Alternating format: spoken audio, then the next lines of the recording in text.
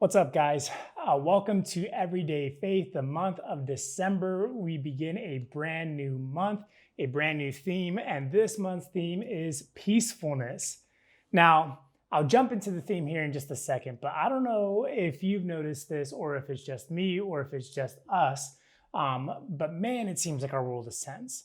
It seems like people are living on edge. It seems like people are kind of at each other's necks on social media, in real life. Politically, people are kind of combating and raging with one another. Economically, there seems to be a lot of tension and stress. People out of work, people looking for employment, people living, off of less and less, and struggling to make ends meet each and every single month.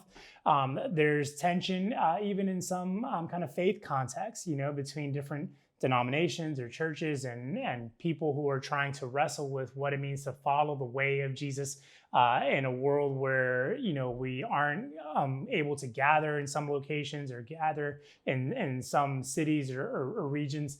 And so there's a lot of tension. And then you throw on top of that the holiday season, right? And it's like stress to the max in terms of the busyness, the pace, the chaos, the family, the getting from one thing to the or one place to the next, and then picking up one thing another, and all of that's going on. And I don't know about you, but it feels like a relief or like a sense of timeliness that this theme of peacefulness is coming right at this very moment.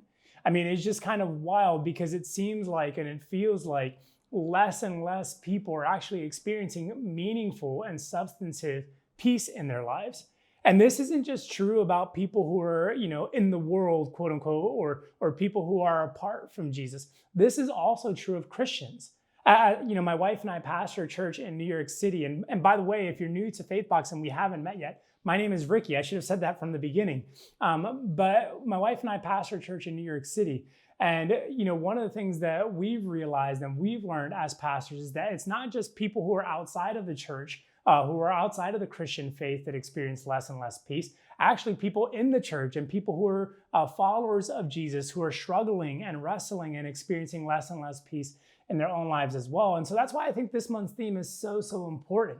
It's why it's so significant and it's why it's so meaningful. And as I said, it's why it's so timely, because we all can experience, or we all desire to experience peace within our souls. And I think one of the things that I want to kind of differentiate is that, there's a level of uneasiness or a time where maybe you feel like things are kind of uncertain or unsettled.